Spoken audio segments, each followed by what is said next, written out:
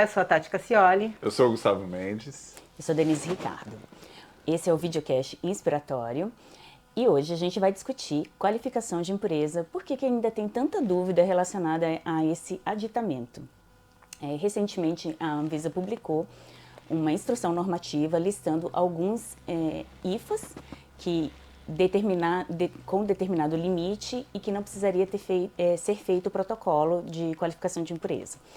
Também a Anvisa já demonstrou que alguns protocolos têm sido feitos de maneira equivocada, né, que não eram necessários, e chama bastante atenção para que as empresas avaliem quando e como deve ser feito esse protocolo, porque a gente também percebe que durante a avaliação é verificado que deveria ter sido o protocolo e não foi feito, e aí gera-se uma exigência pedindo esse protocolo. Então, o que vocês acham? Por que ainda tem tanta polêmica, o que falta de direcionamento para que não tenha tanta dificuldade do setor em fazer esse protocolo da qualificação de impurezas? E não é novo, né? Não é novo. Não é novo. Vou dar um pouco de contexto histórico, que é justamente isso, né? Veio a 53, que era alinhada já, baseada no M7, já era uma expectativa de internalização no Brasil da análise de impureza e de produtos de degradação. E aí, o que acontecia era que não existia um fluxo administrativo. Então, a empresa mandava como parte da documentação da qualidade e nos diferentes níveis que a 53 traz, né, baseado na M7, a gente vê que alguns exigem só identificação ou só quantificação, em outros casos é necessária a qualificação, onde nós precisamos de um teste mais específico, um teste mais elaborado para mostrar se essa substância tem potencial genotóxico ou não. Então ficava esse fluxo, né? GQMed falava, não sei se precisa, se não precisa, manda para a GCF, o processo parava. Isso atrasava, de uma certa forma, a análise. E aí o que foi feito foi criado um aditamento específico para os casos em que é necessária a qualificação. E aí uma equipe foi deslocada para tratar especificamente dessa demanda. Então, baseado no seguinte aspecto, se você permanece na GQMed a necessidade de submeter esse tipo de análise, porque nos limites baixos a preocupação é relacionada mais à metodologia analítica, então assim, como é que eu desenvolvi um método para identificar essa substância? Como é que eu desenvolvi um método para quantificar essa substância? Então são perguntas relacionadas ao métier da GQMed. Tá. Já no caso da qualificação, as perguntas são relacionadas ao potencial genotóxico, que envolve tanto estudos celulares ou estudos, né, em vivo, quanto também as metodologias em sílico que existem hoje, né? Então, é um tipo de análise de toxicidade que é separado do não clínico, então já fazendo essa diferenciação, porque assim, o desenvolvimento não clínico, primeiro que é só para moléculas novas, onde a gente busca identificar a toxicidade, mas as diferentes toxicidades que uma substância pode ter. Então, toxicidade em dose única, dose repetida, neurotoxicidade, hepatotoxicidade, um mapeamento de toxicidade. Mas no caso do não clínico, no caso da qualificação, eu só quero saber genotoxicidade, o quanto realmente essa substância pode causar. Então, por isso que houve a criação desse aditamento. Entendo que ainda tem muita dúvida, muita insegurança, muita incerteza, mas a ideia é trazer fluidez no processo, trazer uma comunicação mais próxima com a empresa para que ela submeta e direcione exatamente para quem deve ser. Eu acho que o que aconteceu, pensando, porque não é uma coisa nova, mas se a gente for pensar, a validação analítica também não é, e é top 5 de exigência até hoje, né? Então, assim, o que acontece muitas vezes, e que talvez tenha ficado um lugar um pouco discutido dentro das empresas, a qualificação de impureza, ela faz parte do Gap Assessment, né? Do Gap Análise da empresa. Então, você avaliou o seu dossiê, você chegou exatamente nessa explicação, está acima, você tem esses estudos, você, né, está passando por uma questão que é em sílico ou por uma questão que é em vivo, você tem que fazer, porque a área de avaliação é a GCF. Muitas vezes a empresa não entende que ela está nesse local. Eu acho que esse é o lugar que a gente vê na maioria das vezes. A empresa apresentou esses dados todos, eles foram discutidos no pacote de segurança e eficácia do porquê ela não entende que valia. Só que como as equipes são distintas, essa discussão do pacote de segurança e eficácia não chega naquela equipe. E aí, quando vai para as áreas técnicas e eles vêm, eles também não têm acesso, porque a gente tem que lembrar que hoje o dossiê está compartimentado. Então, só o pessoal de segurança e eficácia viu efetivamente essa discussão. Então, acho que isso é uma coisa que talvez a gente, como setor, tenha que ou referenciar ou trazer essa discussão, porque a gente já sabe que a área técnica de CMC vai olhar, a GQMed vai olhar, e talvez já fomentar essa discussão na submissão inicial, se precisa ou não e por que a empresa não fez. Eu acho que esse é um dos principais itens de exigência hoje. Não, a gente vê até hoje, por mais que seja uma questão antiga, acho que esse fluxo dentro, e aí hoje a gente ainda tem a COIFA, né, que antes não fazia essa discussão e agora está fazendo essa discussão também, e a gente vê entre as áreas esse perfil. A COIFA faz uma demanda mais interna, a GQMed faz mais na forma de uma exigência pedindo aditamento, e aí a empresa acaba que ficou naquele lugar de espera, né? Vou esperar essa discussão acontecer para ver se efetivamente vai ser necessário. Só que essa discussão está levando a gente para atrasos muito grandes, porque a qualificação hoje, a realidade é que ela está acontecendo, e nem é necessariamente uma culpa da GCF, mas esse fluxo todo, a qualificação virou a última exigência. E aí, depois que você faz toda a análise, você entrar no processo de avaliação de qualificação, né, de impureza, posterga o tempo de aprovação e gera uma série de pressão e de desconforto para dentro da indústria. Então, e aí eu acho que é uma coisa que não é nem dessa vez, eu vou até defender, porque a Anvisa fez várias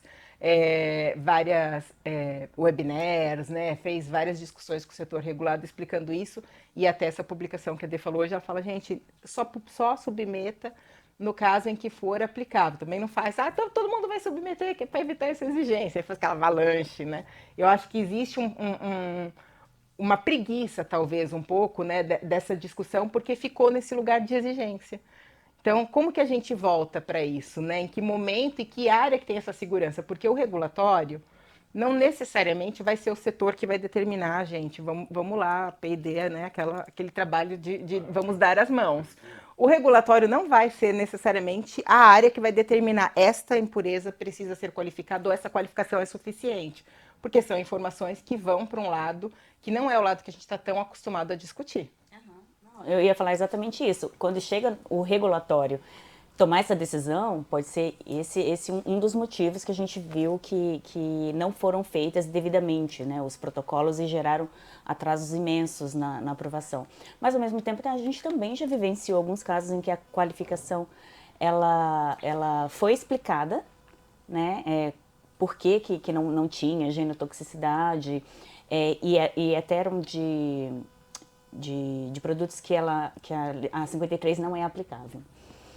Mas mesmo assim foi feita a exigência e teve que apresentar e foi analisada e recebeu a exigência, enfim, né? Então a gente entendeu recebeu a exigência de quem? Da qualificação de impureza. Porque da GCF. Sim, eles alegaram que uma vez que você faz a qualificação de impureza em vivo, esse estudo vai ser analisado, né? Então, ok, a empresa fez, mas foi por isso que isso não foi feito inicialmente, porque achou-se que não tinha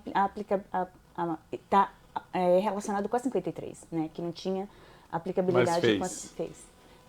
Fez porque era novo, né? Uma molécula nova, e ela ia fazer de qualquer maneira. Mas o impacto, que eu acho que é uma coisa que é importante que a gente precisa discutir, talvez aqui, a gente sabe que é uma área pequena, né? Que é uma área com poucas pessoas dedicadas, né? É um conhecimento bem específico.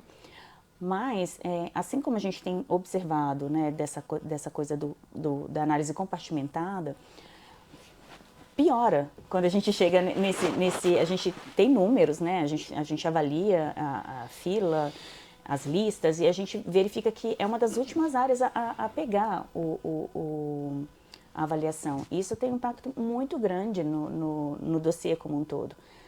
E aí, imagina que depois que você já avaliou, às vezes a gente vê que a GCF já aprovou, né, a Segurança e Eficácia já aprovou, GQMed está só esperando isso, aí recebe a exigência, já teve produto que foi indeferido, porque não foi, a empresa não concordava, que tinha que apresentar, enfim. Então, eu só questiono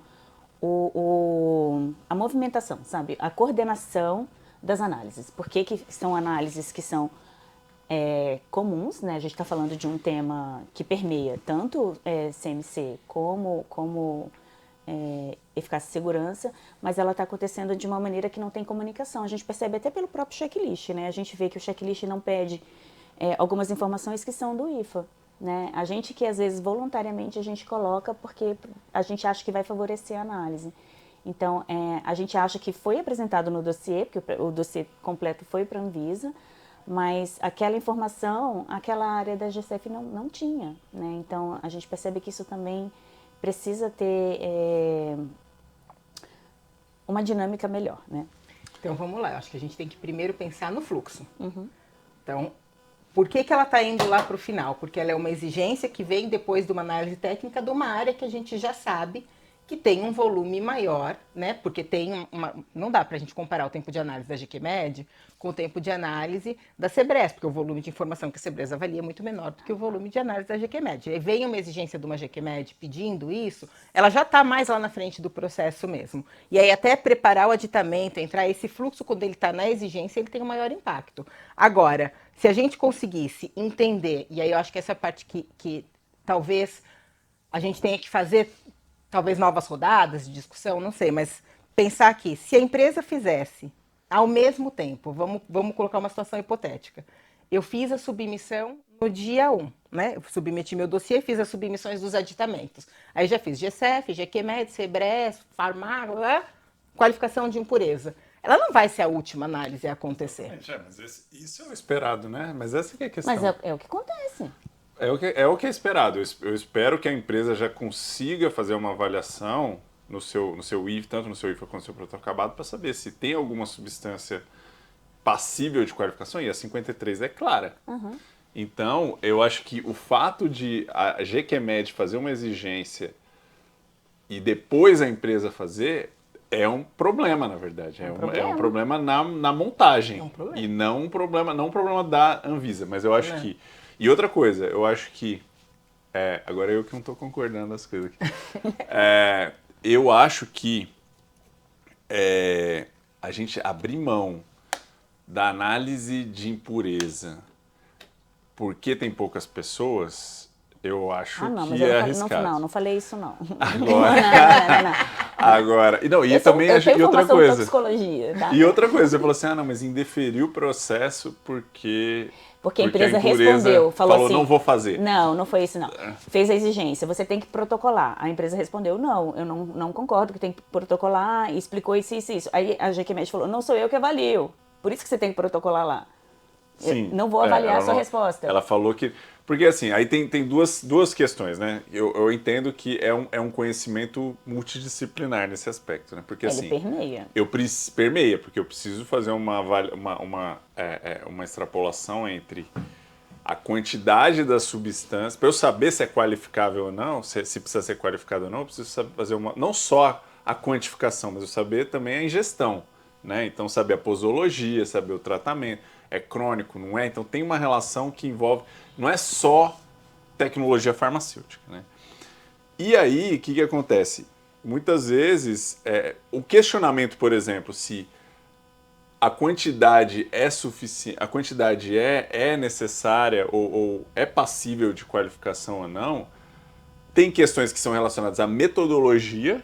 Então, assim, o seu método não é adequado para quantificar essa substância, então você não desenvolveu adequadamente, você não usou o padrão adequado, mas as você não sei o que. Não são então, geralmente não são em relação a isso. Mas se a Anvisa e a empresa não concordam que, por exemplo, é um produto para uso crônico ou um uso restrito, um uso tópico que não tem absorção, uso tópico que não tem absorção, uma coisa, algo aí a discussão é na GCF.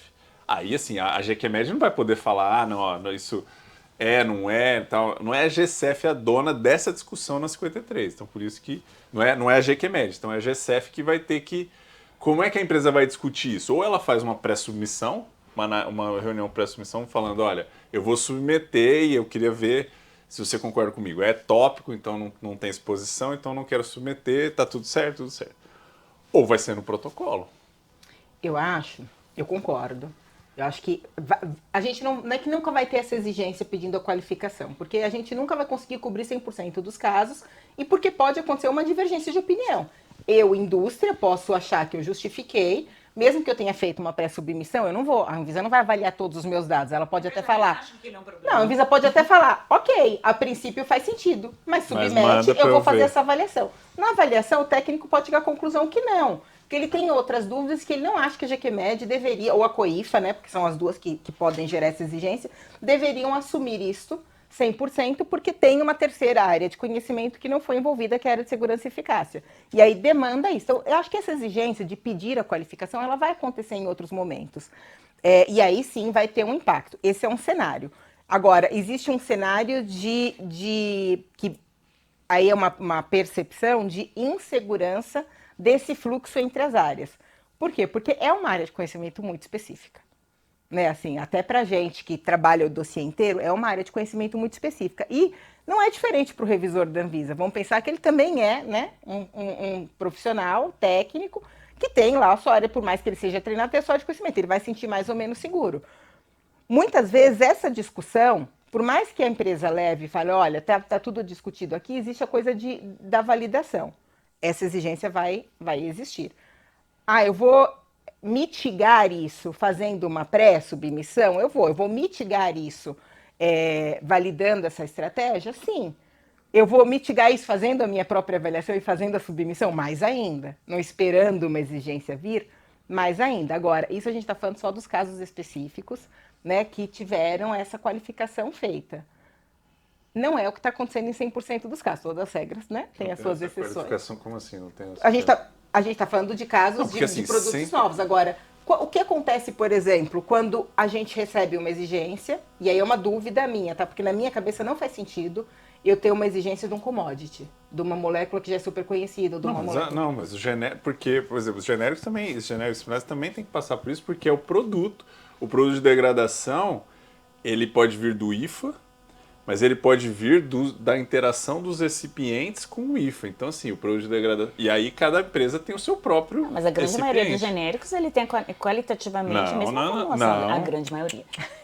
Não, eu e aí pode ter quantidades diferentes também. São quantidades, eu falei quantitativa, eu falei tá? qualitativamente normalmente. Então, ou então pegam isso. recipientes que são parecidos. Mas assim, aí também tem essa questão. Se a empresa... Isso deveria, na verdade, embasar mais o argumento ou esse exercício, que assim, genérico, né? Assim, eu vejo que genérico e similar demorou mais para as empresas se adaptarem a 53, né? Elas acharam, não, isso aqui não é para mim. Aí depois começou a ver, opa... E aí, assim, se a empresa tem uma experiência tanto farmacopeica quanto com base no referência de que ela não precisa qualificar, a justificativa está pronta para ela falar, olha, não precisa. E aí a GQMed aceitaria essa justificativa? A GCF. Então tem que fazer o protocolo. Tem que fazer, mas tem que fazer. Tem que fazer, assim, a não ser que... Não faz sentido. A não ser que você saiba que não tem, que você realmente não, sei lá. Então, eu justifiquei, tá aqui na farmacopeia. Sim. Eu justifiquei que meu produto é qualitativamente igual a referência, enfim. Por que eu tenho que protocolar para dizer isso? Não, mas assim, se você mandar isso para a GQMed, olha só. Por que a GQMed não pode avaliar isso? Não, a GQMed vai até os limites antes da qualificação. Da tecnologia farmacêutica. Você passou do limite da qualificação, você está nesse nível aqui, certo? Daqui para baixo é GQMed. Daqui para cima, você pode apresentar uma série de justificativas. É farmacopeico, é qualificado, eu fiz estudo in vivo, in vitro, blá, blá, blá. Mas essa região aqui é da GCF. É uma decisão multidisciplinar. Não, sabe por quê? Porque é o seguinte, o limite daqui para cima, ela pode ser genotóxica. Então, toda a justificativa que você vai fazer é para falar que ela não é genotóxica. Sim, e se ela não é genotóxica, por que então, qualidade não vai avaliar isso? isso?